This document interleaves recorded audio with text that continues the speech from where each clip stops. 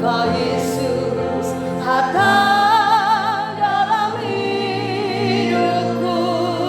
Engkau Yesus segalanya bagiku. Engkau Yesus, Engkau Yesus bermata hatiku. Ya Tuhan, Engkau Yesus, Engkau Yesus mutiara dalam jiwaku. Engkau Yesus ada dalam hidupku. Engkau Yesus segalanya bagiku. Mari kita sembah Dia. Aku sembah Yesus, Allahku.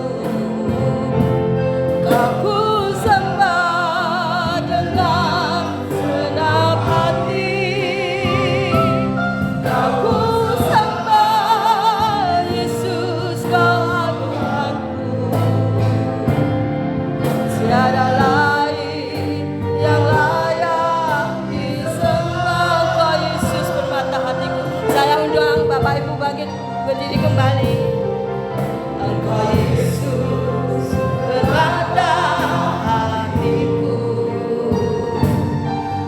Engkau Yesus mutiara dalam jiwaku. Engkau Yesus ada dalam hidupku. Engkau Yesus segalanya bagiku. Katakan dengan sungguh-sungguh, Engkau Yesus. Ya Tuhan, Engkau Yesus bermata hatiku. Ya Tuhan, Engkau Yesus mutiara dalam hatiku. Ya Yesus mutiara dalam jiwaku. Engkau Yesus ada dalam hidupku. Engkau Yesus segalanya bagiku. Aku sembah Yesus, Kau Allahku. Aku sembah dengan segenap hati. Aku sembah Yesus, Kau Tuhanku. Tiada lain yang layak disembah. Katakan, Kau sembah Yesus. Yesus, Kau Allahku. Kau sembah Tuhan. Ya Yesus, dengan segenap hati. Haleluya. Aku sembah Yesus, Kau Tuhanku.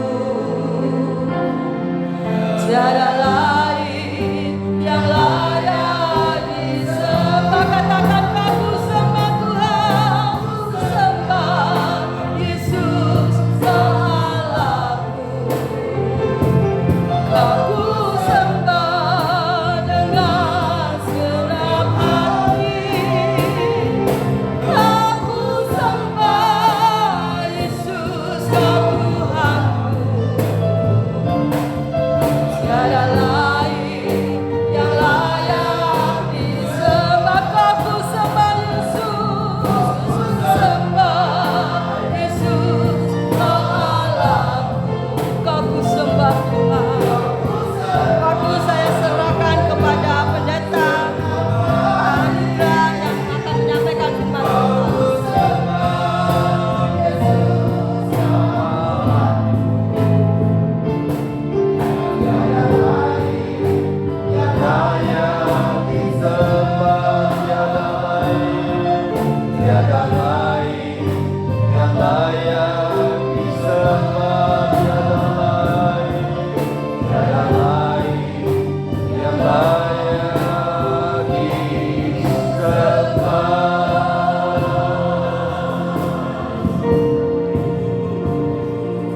Haleluya. Terima kasih Tuhan, Engkau yang layak disembah. Karena Engkau adalah Allah yang telah menjadi manusia dan menghampiri kami, bahkan tinggal di tengah-tengah orang berdosa, yaitu kami adalah anak-anak-Mu ini.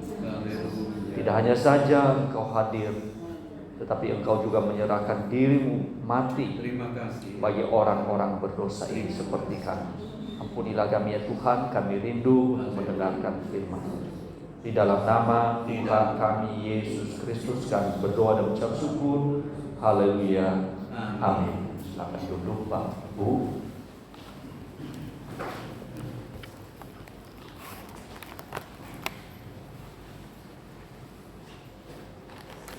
Puji Tuhan.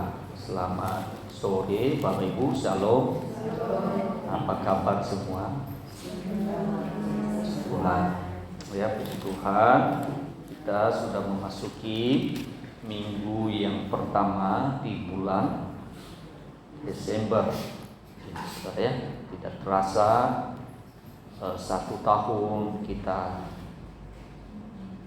lalui.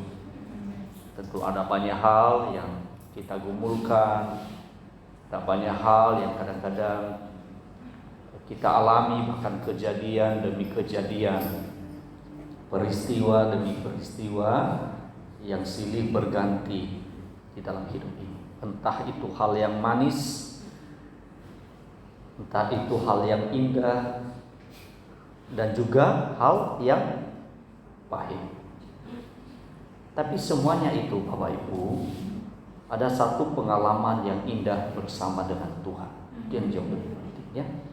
Sehingga boleh kita berkata di dalam hati kita yang sebentar lagi kita akan merayakan ibadah Natal, kita berkata, puji Tuhan. Hari ini boleh kami merayakan ibadah Natal yang sebentar lagi Bapak Ibu. Itu sebabnya kita persiapkan hati kita untuk menyambut hari atau ibadah Natal ya. Jangan sampai dengan pergumulan itu membelenggu kita sehingga pada akhirnya kita tidak menikmati sukacita. Jangan sampai Bapak Ibu ya.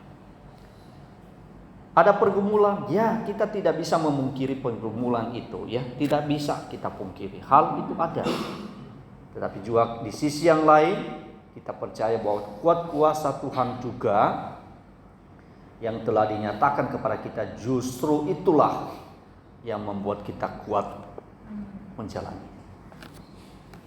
Pada sore hari ini Bapak Ibu, kita akan merenungkan satu bagian kebenaran firman Tuhan di dalam Ibrani pasalnya yang ke-10, ayatnya yang ke-32 sampai ayatnya yang 36.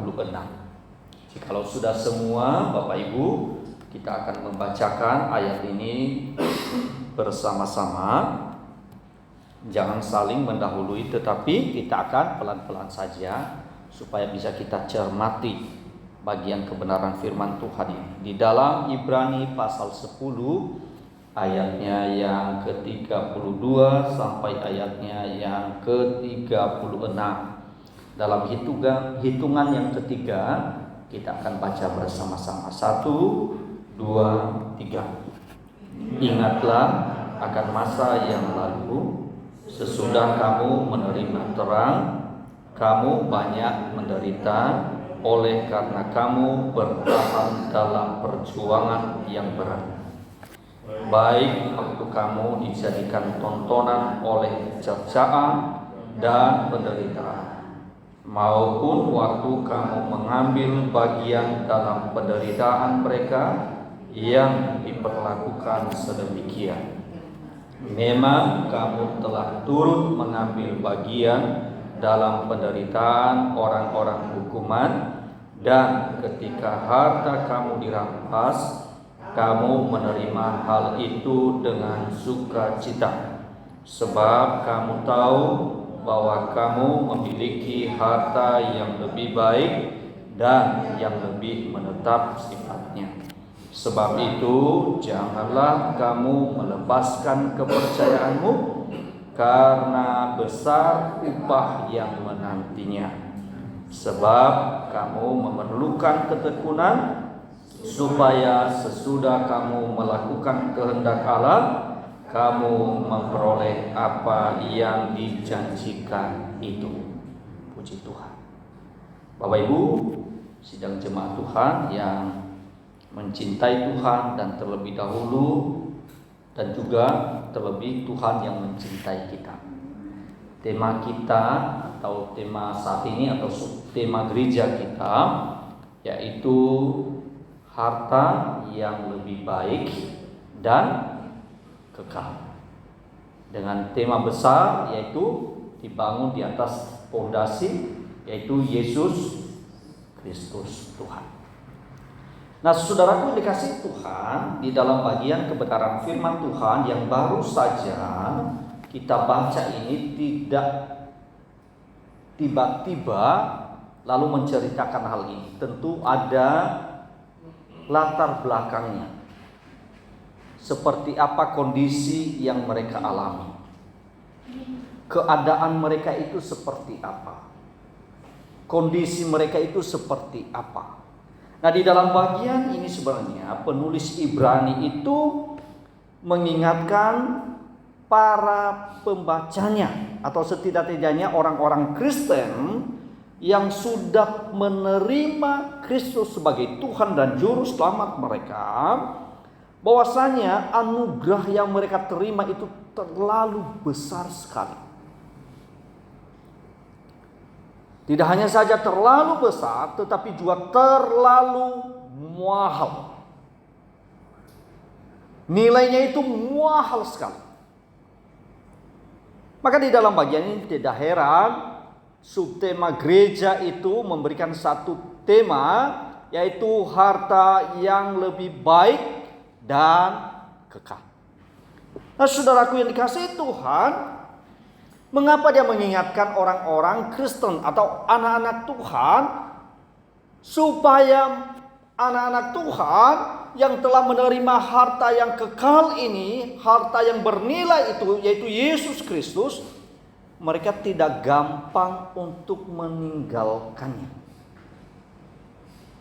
Mereka tidak menyia-nyiakan tentang pribadi Kristus itu sendiri. Maka di dalam bagian ini sebelum kita memasuki hal itu, merenungkan hal itu sudah, maka penulis Ibrani itu selalu membandingkan. Membandingkan apa? Yaitu misalnya di dalam pasal yang pertama itu membandingkan malaikat dan Yesus Kristus. Nah, bagi orang-orang Yahudi, malaikat itu adalah sesuatu hal apa? Yang besar. Misalnya saudara, maka tidak heran ya, misalnya malaikat itu adalah satu apa? Yang melayani Allah. Mari kita lihat di dalam pasal yang pertama Bapak Ibu ya. Kita lihat dulu ini ya. Di dalam pasal pertama ayat yang pertama sampai ayatnya yang kelima. Ya, berkata demikian saudara ya.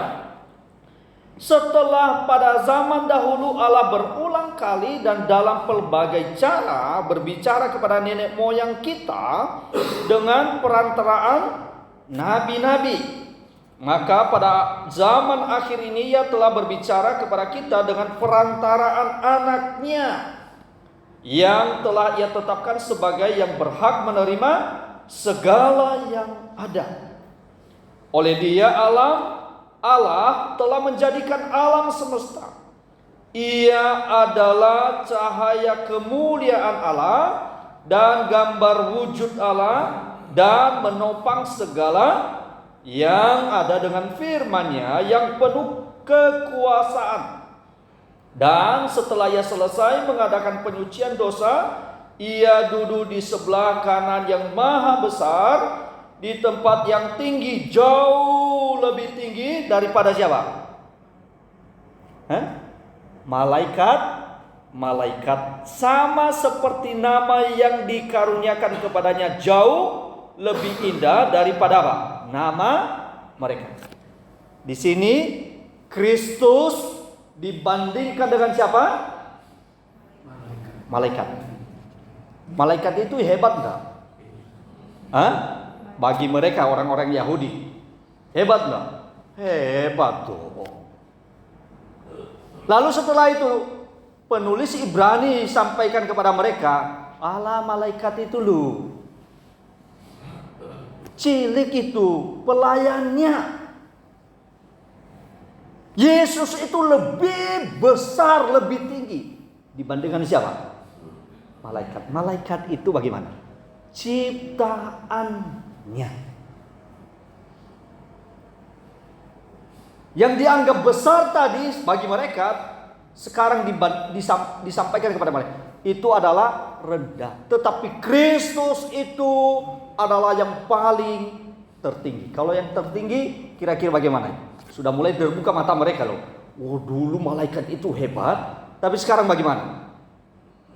Allah yang lebih hebat siapa namanya? Yesus Kristus. Yang kedua, contoh yang kedua, dia membandingkan dengan siapa? Penulis Ibrani itu membandingkan dengan Musa. Saudara, bagi orang-orang Yahudi, saudara, Musa itu adalah seorang apa? Nabi besar atau yang cilik, Bapak Ibu? Sangat besar dong. Sangat besar. Maka tidak heran saudara, penulis Ibrani dia mengatakan seolah-olah dia kontraskan atau membandingkan dengan keberadaan Musa yang telah menerima 10 hukum yang diberikan kepada mereka untuk apa? Untuk mengatur kehidupan ini.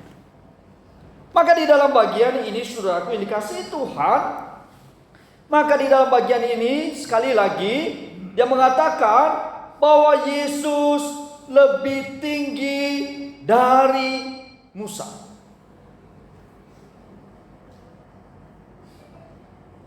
Seseorang yang mereka segani, mereka hormati, maka sedang dikatakan Musa itu adalah hanya sebagai nabi. Tetapi dia adalah siapa? Lebih dari Musa. Nanti di pasal 3 itu Bapak Ibu ya bisa membacanya di rumah saudara ya. Maka tidak heran saudaraku yang kasih Tuhan sedang membuka mata mereka, mencelikan mata mereka.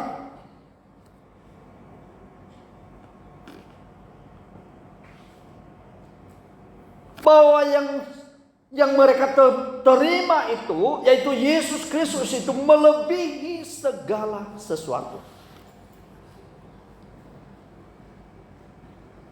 Hal yang berikutnya saudara, tidak hanya saja dibandingkan dengan Musa, tetapi yang ketiga, penulis Ibrani itu menyampaikan kepada mereka bahwasanya Yesus itu lebih besar dari imam besar. Saudara tahu tentang Harun Bapak Ibu? Siapa Harun itu? Hah? Imam besar Bapak Ibu ya. Imam besar itu tugasnya apa Bapak Ibu? Nah, tugasnya apa? Membawa apa? Korban-korban. Saudara, jadi kalau imam besar itu tugasnya kalau pada zaman dulu itu 1 kali 1 tahun dia masuk di dalam ruang maha kudus. Jadi Bapak Ibu, tujuannya apa? Dia membawa persembahan supaya korban, lalu dia percik nanti darah domba itu. Tujuannya apa? Supaya diampuni dosa-dosa mereka atau orang-orang Israel itu. Maka sebelum imam besar masuk di dalam ruang maha kudus itu, maka terlebih dahulu apa yang dia persiapkan? Dia harus menyucikan dirinya. Kalau tidak Bapak Ibu gimana? Apa Bapak Ibu? Mati Bapak Ibu ya. Makanya tidak heran saudara, kalau imam besar itu masuk di dalam ruang maha kudus, maka diikat kakinya dan ada kayak semacam gelang gemerincing Bapak Ibu. Dia aja di Google saudara ya. Tujuannya apa? Kalau umpamanya imam besar itu saudara tidak menyucikan dirinya, maka bagaimana? pasti akan mati, lalu apa? Ditarik, saudara ya. Tidak ada yang berani, saudara ya. Jadi saudara, dia membawa atau persembahan atau korban pengampunan dosa. Maka saudaraku yang dikasihi Tuhan, penulis Ibrani menyampaikan kepada jemaatnya, kepada jemaat Tuhan, dia mengatakan bahwa lebih dari Harun, dia sendiri yang adalah imam besar yang membawa korban yang sempurna tentang penghapusan dosa itu. Kalau tadi saudara, korban persembahan mereka untuk pengampunan dosa melalui apa? Ya binatang bukan, betul enggak? Kira-kira terbatas enggak binatang itu saudara, darahnya? Ya terbatas Bapak Ibu. Walaupun ya binatang pilihan Bapak Ibu ya, yang tidak ada cacatnya. Tetapi namanya binatang yang dipersembahkan, maka itu adalah terbatas. Tetapi sekarang ada imam besar kita tidak hanya membawa persembahan atau korban bakaran melalui persembahan binatang saudara, tetapi dia memberikan dirinya sendiri sebagai korban yang sempurna dan kekal bagi mereka yang percaya kepada dia, untuk pengampunan dosa mereka. Sehingga boleh terjadi suatu rekonsiliasi antara Bapa di surga dengan manusia yang telah jatuh di dalam dosa. Melalui siapa? Yesus Kristus. Maka dia mengatakan imam besar kita itu sudah melebihi dari imam besar Harun, lebih besar dari Harun. Siapa namanya? Yesus Kristus. Nanti Bapak Ibu bisa membacakan hal ini di pasal 4 ya.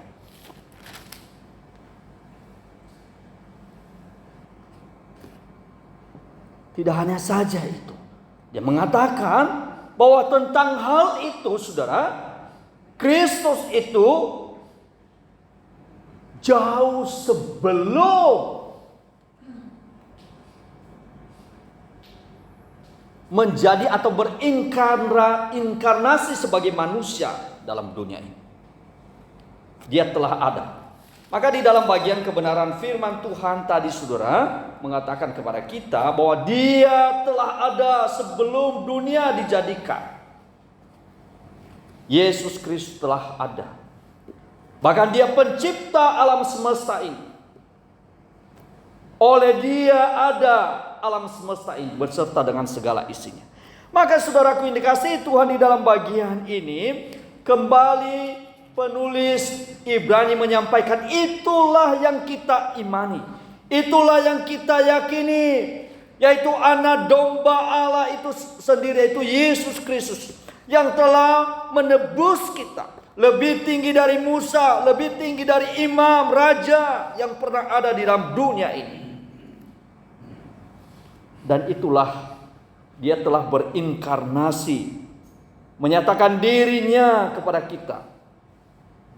Maka saudaraku yang kasih Tuhan, maka penulis Ibrani menasehati mereka. Supaya apa Bapak Ibu? Supaya mereka tidak tergoda, tidak tertarik dengan dunia ini, lalu mereka meninggalkan iman mereka. Jangan sampai dia mengatakan demikian. Jangan sampai kita tergoda oleh karena berbagai macam pergumulan kehidupan ini. Jangan sampai kita meninggalkan dia oleh karena kesulitan, bahkan tekanan dalam hidup ini. Maka dia mengingatkan tadi di dalam ayat yang ke-32 tadi berkata demikian saudara. Ingatlah akan masa yang lalu. Masa lalu bagaimana? Saat mereka menerima Yesus Kristus Tuhan, ya. Lalu bagaimana lagi? Sesudah kamu menerima terang siapa di sini sudah? Yesus Kristus Tuhan. Kamu banyak menderita oleh karena kamu bertahan dalam perjuangan yang berat. Saudara, bisa kita membayangkan ya situasi yang mereka alami itu saudara saat itu saudara ya. orang-orang Kristen Yahudi itu saudara dijadikan sebagai apa? Sebagai apa saudara? Kalau zaman dulu saudara ya, di tengah-tengah gladiator loh saudara. Jadi diadu dengan singa yang lapar saudara ya. Coba kita bayangkan saudara. Maka tidak heran kalau kita nonton di film saudara ya. Menakutkan banget ya saudara. Tidak jarang mereka diperhadapkan dengan demikian. Mungkin tidak kita mengalami seperti yang mereka alami Bapak ya. Nggak mungkin lah. Kita mengakui iman kita kepada Tuhan saat ini tentunya bebas bukan? Betul enggak? Tetapi saudara, mungkin ada hal-hal yang lain yang kita alami dalam hidup ini yang kadang-kadang saudara diperhadapkan untuk tetap teguh di dalam iman kita kepada Kristus, ataukah kita apa? Meninggalkan iman kita bukan? Mungkin saja kita tidak mengalami hal yang sama seperti yang mereka alami. Tetapi pergumulan, tantangan itu saudara sama. Kesulitan, penderitaan yang kita hadapi saat ini kadang-kadang kita alami bukan? Yang diperhadapkan dengan iman kita, apakah kita tetap setia kepada Tuhan ataukah kita meninggalkan Tuhan? Misalnya Bapak Ibu dan saudara-saudara sekalian, mungkin kalau di gereja yang no problem saudara. Misalnya di tempat pekerjaan kita misalnya.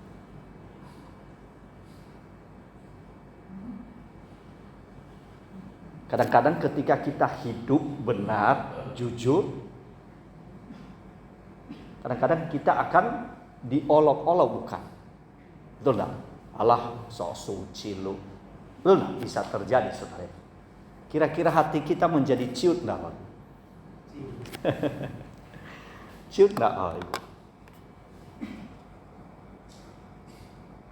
Hah?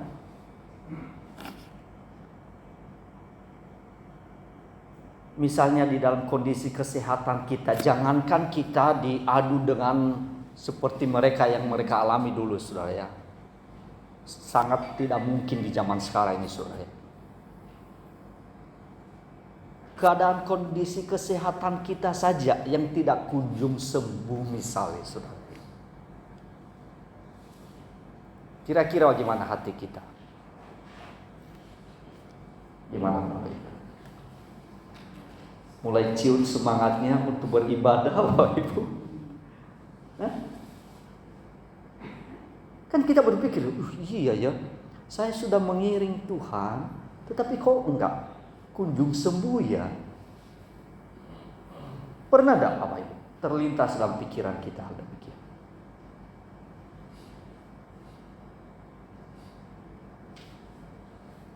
Atau pergumulan-pergumulan yang lain yang kadang-kadang kita alami dalam hidup ini. Mulai hati kita, waduh, iya ya, kelihatannya loh, Tuhan itu terlalu jauh sekali. Pikirnya kita, saudara. Kita berpikir terlalu jauh. Kadang-kadang kita berpikir, oh jangan-jangan dia tidak mendengar pergumulanku. Seolah-olah Allah terlalu jauh, bahkan tidak melihat tentang keberadaan kita, saudara. Padahal sesungguhnya Tuhan Allah itu mengetahui benar, tidak hanya dari luar, tetapi dalam hati kita, saudara. Maka di dalam bagian ini, saudara, selalu relevan tentang surat Ibrani ini. Dari segala zaman, dari abad ke abad, selalu relevan buat kita bukan? Karena manusia itu selalu menghadapi setiap pergumulan. Orang-orang yang telah menerima Kristus itu bukan berarti mereka bebas dari pergumulan tantangan kehidupan ini. Tidak, saudara. Ada saja pergumulan demi pergumulan, kesulitan demi kesulitan, oleh karena mereka hidup dalam iman mereka kepada Tuhan. Maka saudara, penulis Ibrani menyampaikan, ingat loh ya, bahwa Kristus itu yang kamu terima itu adalah Dia adalah Allah yang telah menebus kamu dari segala pelanggaran dan dosamu. Dia adalah juru selamat kita. Dia adalah harta yang bernilai, yang ternilai dalam hidup kita. Tidak hanya saja harta yang paling lebih baik, tetapi juga kekal. Segala sesuatu yang kita miliki sifatnya sementara.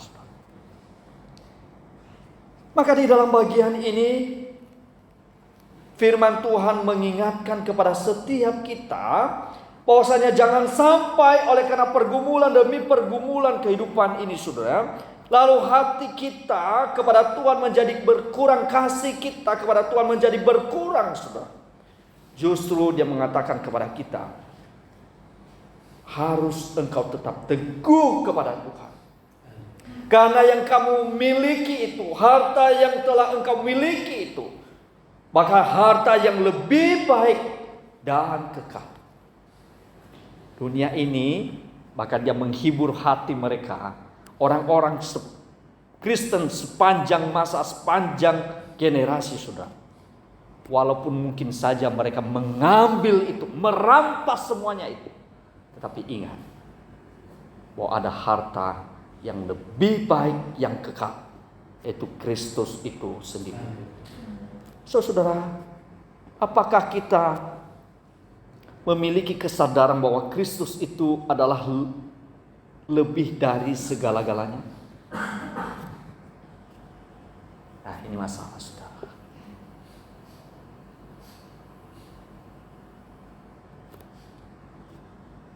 Di tengah-tengah segala keberadaan kita, di tengah-tengah segala iman kita kepada Tuhan, mungkin saja kita mengalami pergumulan, mengalami kesulitan, penderitaan. Bahkan tidak jarang kita mungkin mengalami persekusi, saudara.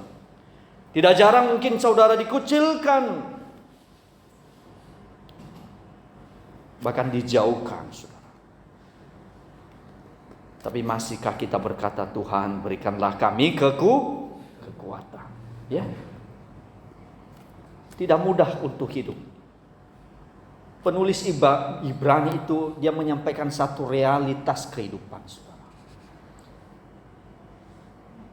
Coba kita bayangkan, saudara, oleh karena iman mereka kepada Kristus Tuhan, tidak hanya saja orang-orang Yahudi itu menjauhkan mereka, saudara. Oleh karena iman mereka sama-sama loh, saudara, sama-sama rasnya, saudara, dijauhkan. Tidak hanya saja dijauhkan, tetapi mungkin relasi bisnis mereka bagaimana, saudara? Ketika mereka menaruh iman mereka kepada Kristus Tuhan, satu-satu sama rasnya, saudara. Tetapi oleh karena iman tadi bagaimana, saudara? Akhirnya apa? Diputus hubungan, saudara. Coba dibayangkan kalau umpamanya selama ini karena sama-sama orang-orang Yudaisme misalnya, saudara, lalu ada di antara mereka yang bertobat menerima Kristus, lalu bagaimana? Tidak lagi percaya tentang apa? Yudaisme, saudara. Betul enggak? Lalu mereka percaya kepada siapa? Kepada Yesus. Lalu bagaimana? Sudah mulai diputus hubungan kerja, saudara. Kalau diputus hubungan kerja bagaimana? Apa yang timbul? Misalnya kerennya itu di PHK sama bosnya, misalnya. Gimana? Mudah?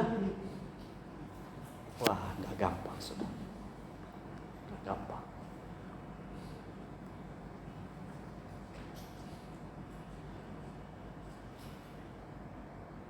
Sudah tidak akur dengan sesama sukunya atau sebangsanya, apalagi bersama dengan kekaisaran Romawi, Bapak Ibu.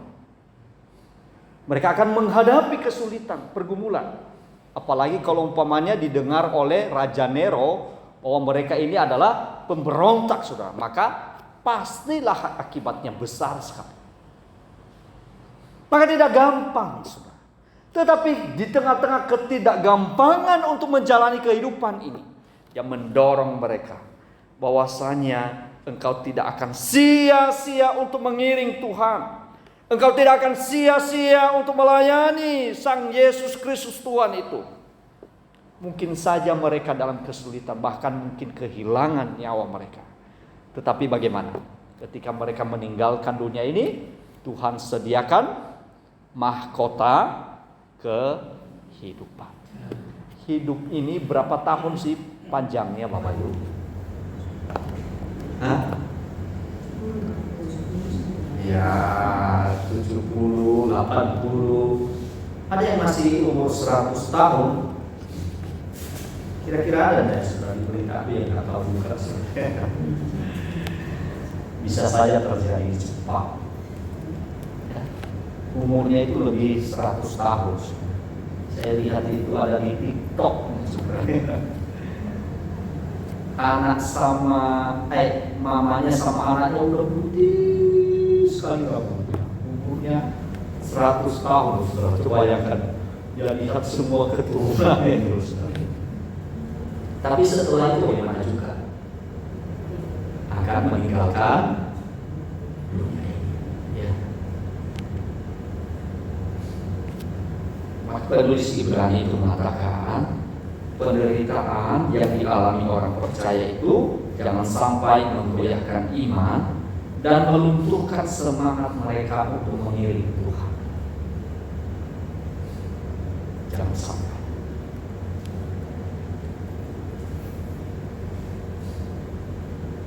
Walaupun di dunia ini mereka kehilangan sesuatu, namun mereka tidak kehilangan harta yang menyelamatkan mereka, yaitu janji Allah. Itu dikatakan di dalam ayat yang ke-30. Janji Allah inilah yang membuat mereka bertahan. Untuk menjaga janji itu sudah dibutuhkan apa?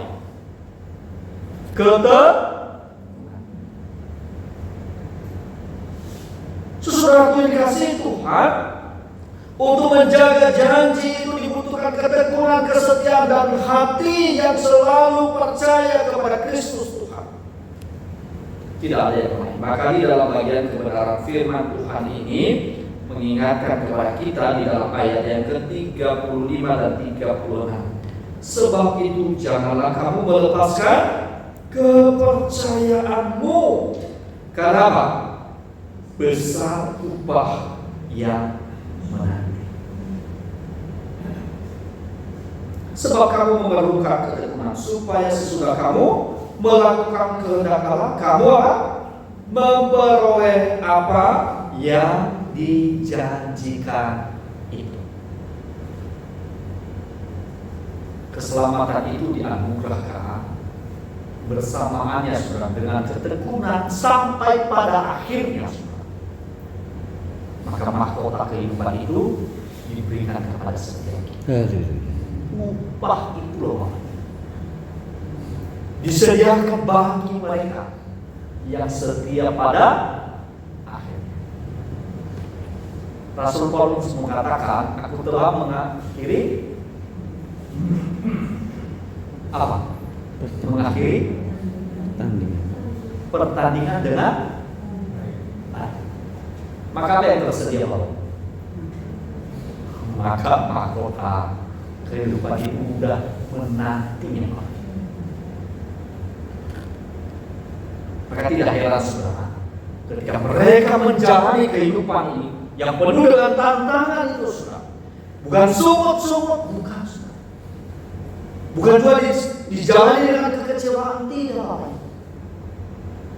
Tetapi dengan penuh pengharapan. Karena pengharapan kita itu bukan pengharapan yang palsu, tetapi pengharapan yang pasti. Oleh karena apa? Tuhan sendiri yang memberikan janji itu kepada kita. Kita itu kadang-kadang berjanji Bapak ya. Kadang-kadang kita berjanji, kita berjanji kepada anggota keluarga kita, kepada anak. Kadang-kadang kita meleset, bukan betul kan? Tapi tidak demikian dengan Tuhan. Janjinya ya dan maukah kita setia dan tekun di dalam menjalani kehidupan kita sampai pada akhirnya.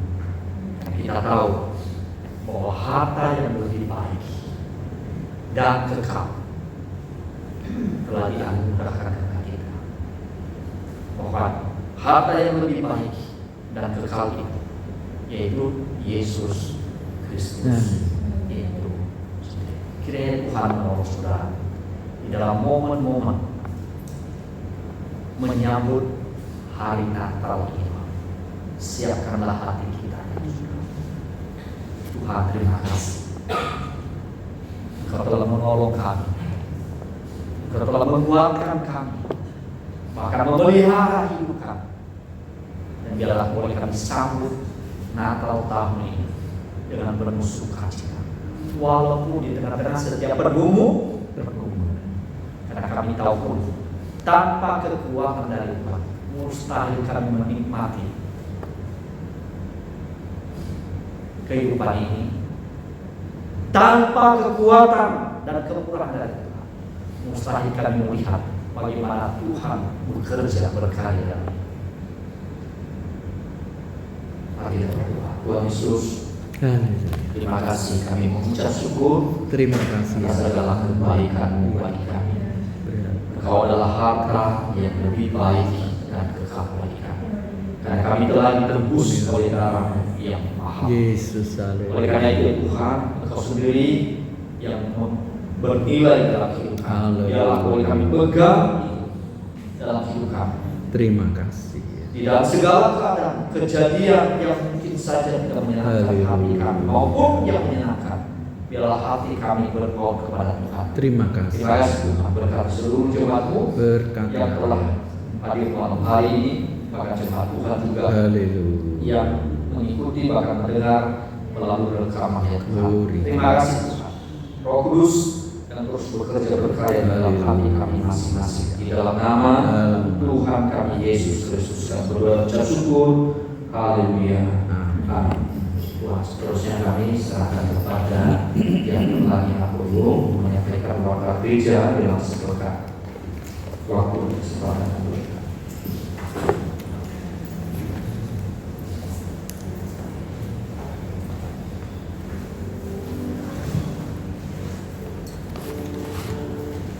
Puji syukur kepada Tuhan ya, oleh karena sabdanya sudah disampaikan oleh hambanya.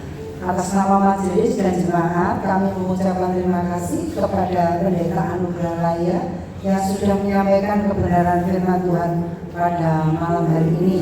Tuhan Yesus yang memberkati.